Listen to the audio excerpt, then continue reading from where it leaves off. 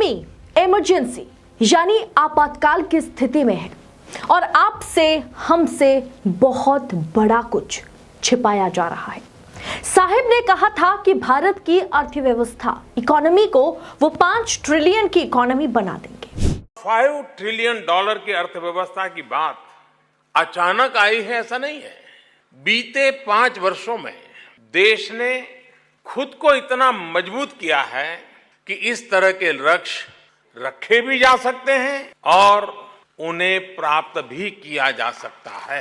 पर भक्तों को इसका सपना दिखाया गया, देश को 2047 तक विकसित देश बना देंगे।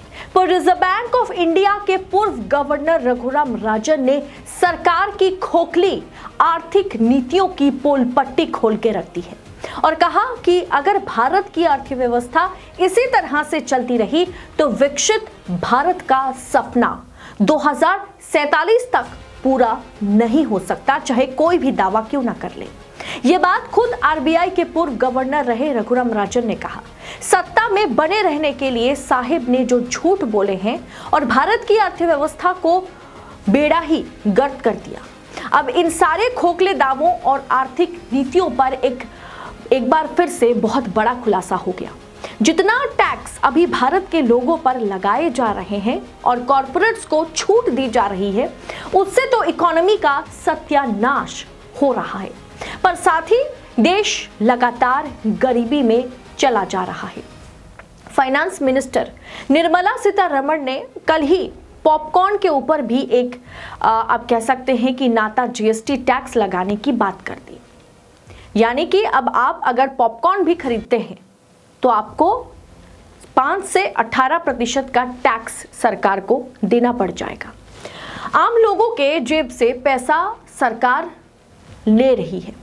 देखकर ऐसा लग रहा है कि ये डेमोक्रेसी नहीं, ये लोकतंत्र नहीं, बल्कि राजतंत्र फिर लौट आया है।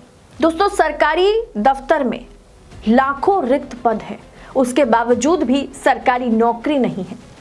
लोगों के पास खेती किसानी की तरफ फिर से लोग वापस जा रहे हैं, लोग खेतीबाड़ी की तरह फिर से वापस रुख कर रहे हैं। और ये दावा मैं नहीं, खुद आरबीआई के पूर्व गवर्नर रघुराम राजन ने किया है। बाकी 80 करोड़ लोगों को 5 किलो राशन दे रही है सरकार, तो कैसे बनेगा विकसित भारत? और इस पर सुप्रीम कोर्ट ने भी टिप्पणी की थी कि अगर आप 80 करोड़ जनता को मुफ्त में राशन दे रहे हैं, ये कोई बड़ी शाबाशी वाली बात नहीं है। दोस्तों, सरकार के इसी दावे की पोल रघुराम राजन ने खोल दी है।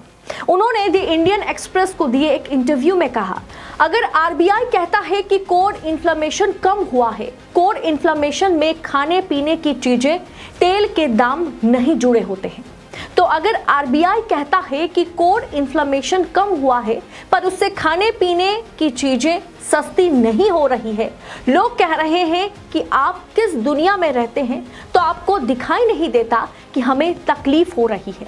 यानी कि देश में तमाम चीजें अगर सस्ती भी हो रही है तो उनमें खाने पीने की चीजें शामिल नहीं है, उसके डीजल पेट्रोल के दाम कम नहीं हो रहे। देश के जो मेहनत करने वाले लोग हैं वो किस प्रकार से अपने कमाई का एक बड़ा हिस्सा खाने पीने की चीजों पर खर्च करते हैं, मजबूरन खर्च करते हैं।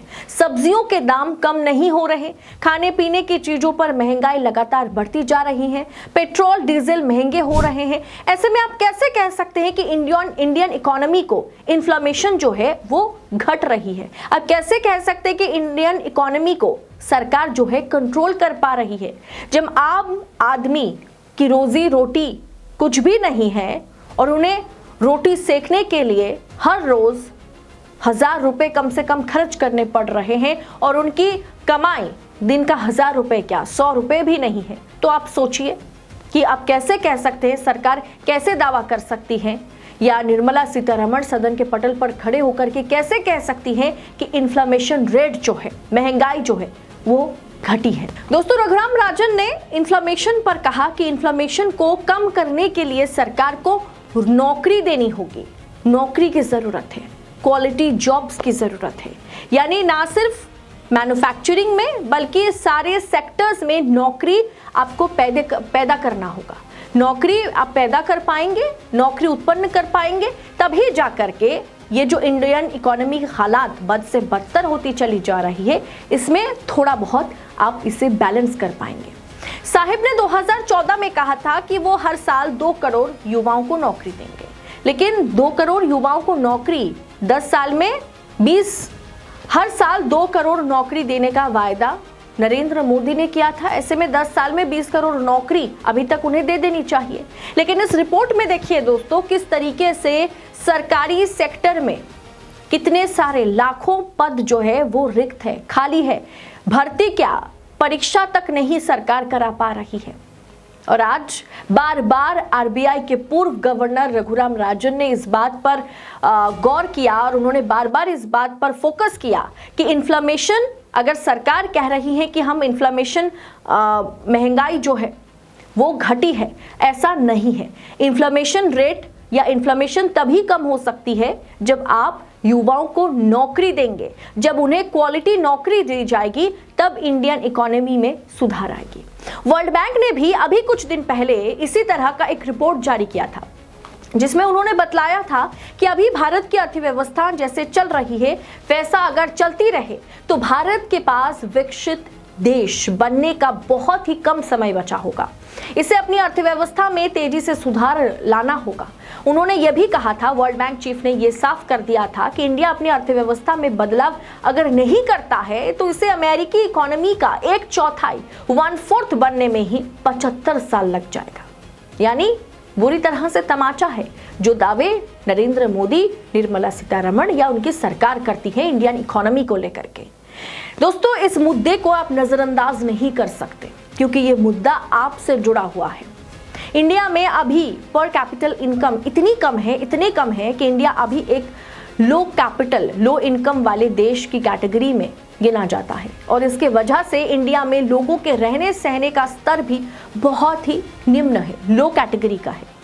अब दोस्तों, सोचने वाली बात यह है कि लगातार बड़े बड़े इकोनॉमिस्ट, पूर्व आरबीआई गवर्नर, वर्ल्ड बैंक के चीफ इकोनॉमिस्ट लगातार भारत सरकार से ये गुहार लगा रहे हैं, उनको चेता रहे हैं कि आपको नौकरी पैदा करनी होगी। जितने भी सरकारी रिक्त पद है, इतने लाखों रिक्त पद है जहां पर युवाओं को, एजुकेटेड युवाओं को नौकरी नहीं मिल रही है, न प्राइवेट सेक्टर में, और सरकारी सेक्टर को तो आप छोड़ ही दीजिए। अब ऐसे में कैसे इंडियन इकोनॉमी को बैलेंस किया जाएगा? क्या सदन में इंडियन इकोनॉमी बहुत बढ़िया रन कर रही है ये कह देने से क्या इंडियन इकोनॉमी में ग्रोथ आ जाएगी? दोस्तों, इस पूरे विषय को आप किस अंदाज में देख रहे हैं? एक तरफ रघुराम राजन, दूसरी तरफ वर्ल्ड बैंक के चीफ इकोनॉमिस्ट ने जो कहा है, क्या ये सच है या सरकार सदन के पटल पर जो कह रही है हमें बस आंख कान बंद करके उसी को सत्य मान लेने की जरूरत है? आप अपनी राय लिखिएगा जरूर। वीडियो या रिपोर्ट अच्छी लगी होगी तो शेयर जरूर कीजिएगा, दबा के फॉरवर्ड कीजिएगा। फिलहाल इस रिपोर्ट में इतना ही। जल्द होगी आपसे मुलाकात। बहुत बहुत शुक्रिया आपका। जय हिंद, जय भारत।